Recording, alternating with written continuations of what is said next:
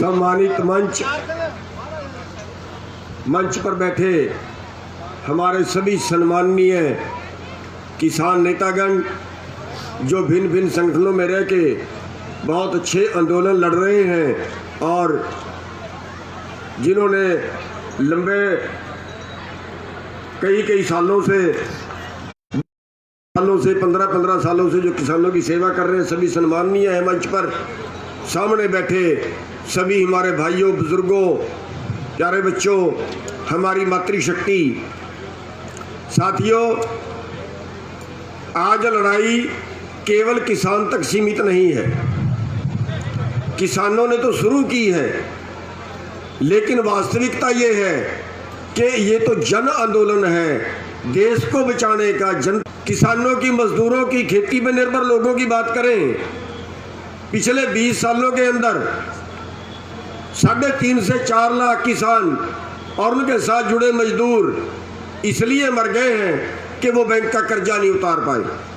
Bank ने परेशान किया, बैंक ने जमीन की नीलामी की, बैंक ने फोटो लगा दी, बैंक ने जेल में डाल दिया। इज्जतदार किसान था, कहावत है बची इज्जत गया कुछ नहीं, गई इज्जत बचा कुछ नहीं। किसान फांसी खा गया, जहर खा गया। हर 32 मिनट में एक किसान मर रहा है आज भी। साथियों, सोने की चिड़िया देश था जिसको आजाद कराया था। हजारों लोगों ने कुर्बानियां दी थी देश को आजाद कराने में, लेकिन पूंजीपतियों ने कोई कुर्बानी नहीं दी थी। किसी एक भी पूंजीपति का बेटा आजादी की लड़ाई में शहीद नहीं हुआ था। देश की सीमा की रक्षा करते एक भी पूंजीपति का बेटा आज तक शहीद नहीं हुआ। लेकिन जहां बंटवारे का टाइम आता है, जहां अधिकारों का टाइम आता है, वहां आप लोग, देश के किसान, देश के मजदूर, वहां सबसे पीछे हैं। आज हम वो लड़ाई लड़ रहे हैं, आर्थिक आज़ादी की लड़ाई, जिसको हम दूसरी आज़ादी की लड़ाई कह सकते हैं। आज हम आर्थिक आज़ादी की लड़ाई लड़ रहे हैं कि हमें जीने का अधिकार चाहिए। आर्थिक आज़ादी की लड़ाई, हमारे पास कौन सी सुविधा है? अगर एक नेता के परिवार से कोई बीमार होता है, 2 करोड़ रुपया खर्च आता है तो सरकार लगाती है। 2 लाख की तनख्वाह लेने वाला अधिकारी, अगर उसके परिवार से कोई बीमार होता है, कितना पैसा लगता है, सरकार लगाती है। लेकिन देश का किसान, देश का मजदूर अगर बीमार हो जाए तो सरकार फुट्टी कौड़ी नहीं देती। 2 तरह के कानून कैसे हैं हमारे देश के अंदर? साथियों, आज सवाल इस चीज का है कि क्या ये देश चंद पूंजीपतियों के लिए आजाद कराया था? क्या इस देश में चंद पूंजीपतियों का ही सारा अधिकार है? क्या इस देश में नेताओं के लिए ही सारा अधिकार है? साथियों, आप लोग कमा रहे हो, आप लोग पैदा कर रहे हो, और पैदा करने के बावजूद भी आपका जीवन नीचे जा रहा है। क्यों? जब देश आजाद हुआ तब आपका जो खेती का देश की जीडीपी में हिस्सा था वो 60% था, और आज पैदावार बढ़ाने के बावजूद आज देश की जीडीपी में खेती का हिस्सा मात्र 10% है। और जो नए कानून लागू कर दिए हैं, इसमें देश की जीडीपी में कुल खेती का हिस्सा केवल 6% बचेगा।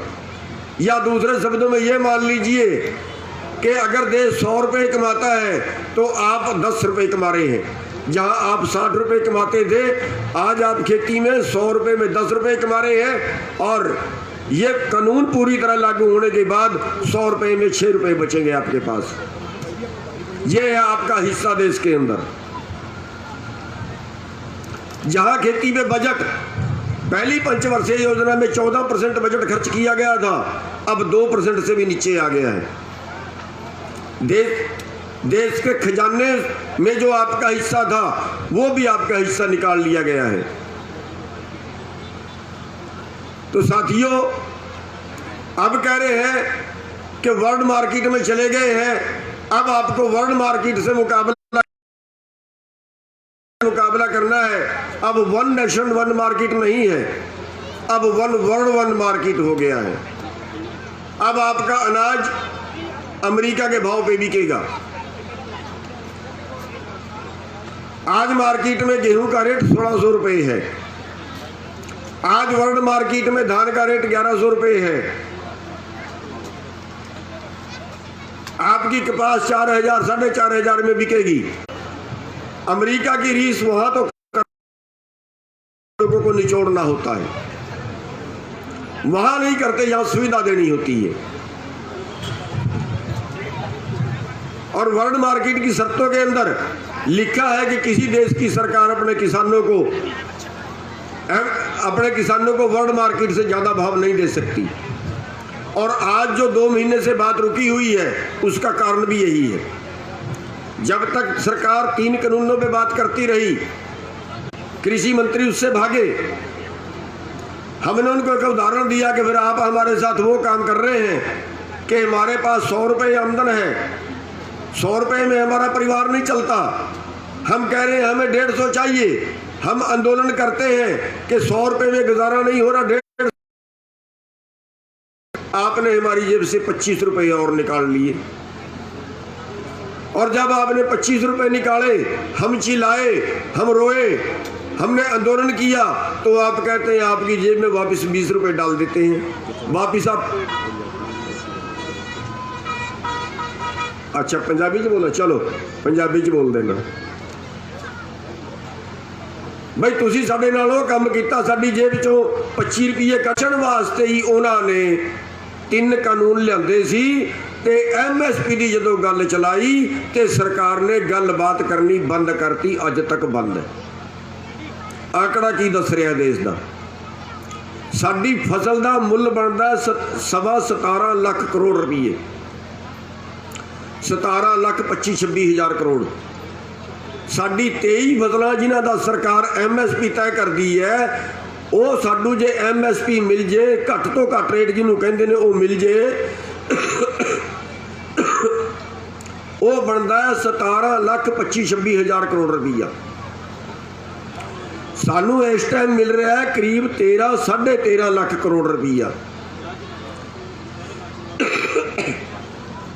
यानी MSP तो 4 लाख करोड़ घट। वो 4 लाख करोड़ जे साडी जेब च आउंदा है, ते जिन्ना साडे ते करजा है, जिहदे च हर 32 मिनट दे विच एक किसान मर जाता है, वो करजा 2 साल की आमदन दे विच साडा उतर जाता है। पर MSP ते हथ नहीं रखन देंदे। MSP की गल की तो सरकार ने गल बंद करती। 2 महीने हो गए अज तक बंद है। साथियों, जड़ा सरकार कारपोरेट का सिस्टम जड़ा इन्होंने खड़ा करता है,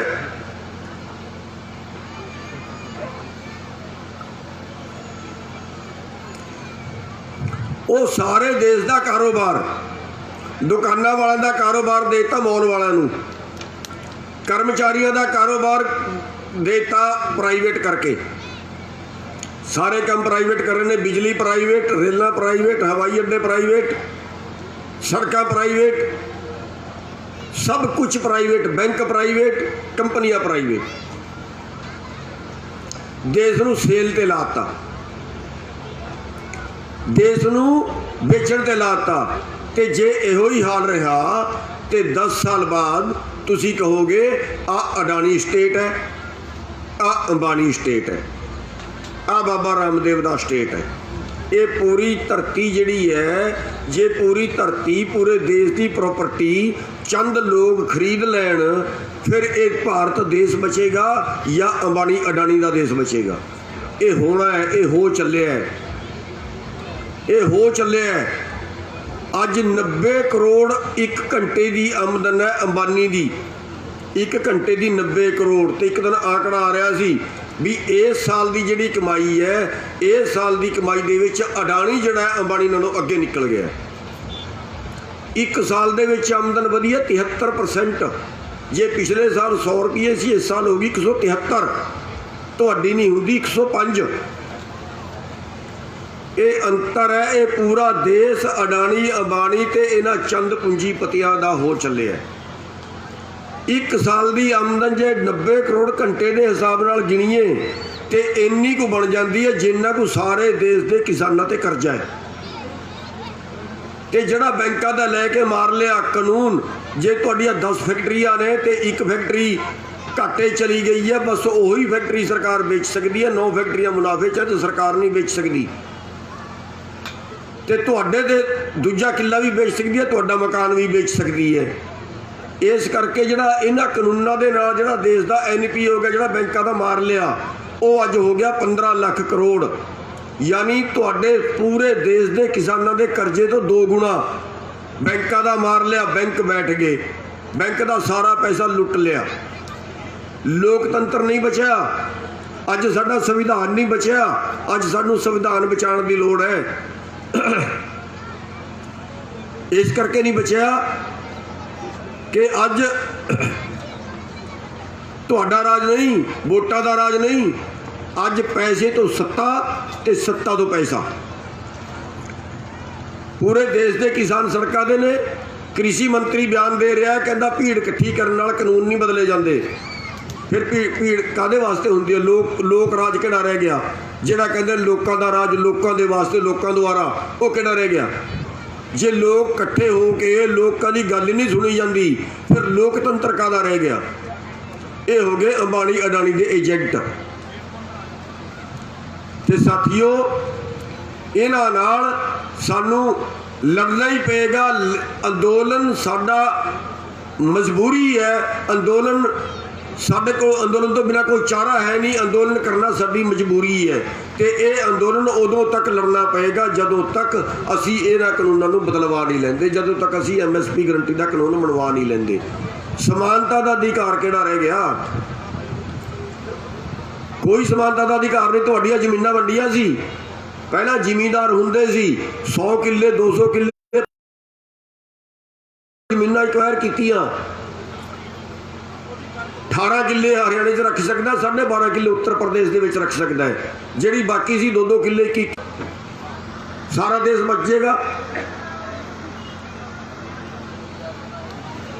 साथियों, ये कल्ले किसानों का अंदोलन नहीं, जिहड़े साडे दूजे भरा ने उन्होंने नाल जोड़न की जरूरत है। जिहड़े साडे दलित भरा ने उन्होंने नाल जोड़न की जरूरत है। जिहड़े साडे शहर वाले भरा ने उन्होंने सारिਆਂ जोड़न की जरूरत है। ये है जन अंदोलन। जन अंदोलन, एक पासे लुटेरा, एक पासे कमेरा। जिहड़े कमेरे ने वो सारे एक जगह इकट्ठे हो गए, जिहड़े करके खाते ने सारे एक जगह इकट्ठे हो गए। जिहड़े दलित भरा ने उन्होंने जोड़न की लोड़ है। मैं तुहानू बेनती करांगा, हर बंदा हर पिंड दे विच पंचायत करो, दलित समाज की पंचायत करो और दलित समाज वालों नाल जोड़ो। वो लगन वास्ते तैयार ने, पर असीं उन्हां कोल जा नहीं रहे। असीं उन्हां कोल जा नहीं रहे। तो जे आपां लुटन वाले, जे आपां जिहड़े कमेरे ने वो एक जगह इकट्ठे हो जाते हैं तो आपां सरकार नूं कुट सकते हैं। होर अपने कोल चारा को नहीं। सरकार तो अगे भी जिहड़ी आएगी पैसे वालों की ही आएगी। तो साथियों, ये अंदोलन सानू नहीं पता किन्ने दिन चलेगा। हो सकता है 2024 तक चले, हो सकता है 2024 तक चले, क्योंकि सरकार ने एक तरह तो बेशर्मी जी फड़ ली है। जिमें ये कारपोरेट के एजेंट होंगे ने, कारपोरेट के क्लर्क होंगे ने, वो काम कर रहे हैं। तो 2-3 बेनतियां तुहाडे अगे करांगा। टाइम भाई बहुत ज़्यादा हो गया है। 2-3 बेनतियां करांगा। तुसी वैसे बहुत जागरूक हो, पर फिर भी मैं 2-3 बेनतियां करांगा कि तुसी अंदोलन जा रहे हो, अंदोलन कर रहे हो, किते पुलिस नाल भिड़ंत हुंदी है। पुलिस नाल साडी कोई दुश्मनी नहीं, झगड़ा नहीं करना पुलिस दे नाल। अफसर साडे विच आउंदा, अफसरां नाल कोई झगड़ा नहीं करना। पर ये जिहड़े राजनेता ने ना, ये राजनेता तुहाडे पिंड च रैली कर, तुहाडे पिंड च पंचायत करते हैं। ये राजनेता शहर दे विच आके कोई प्रोग्राम करते हैं। ये राजनेता किते भी कुछ करते हैं। इन्हां दी तसल्ली कर लिओ, इन्हां नूं पिंड च नहीं वड़न देना।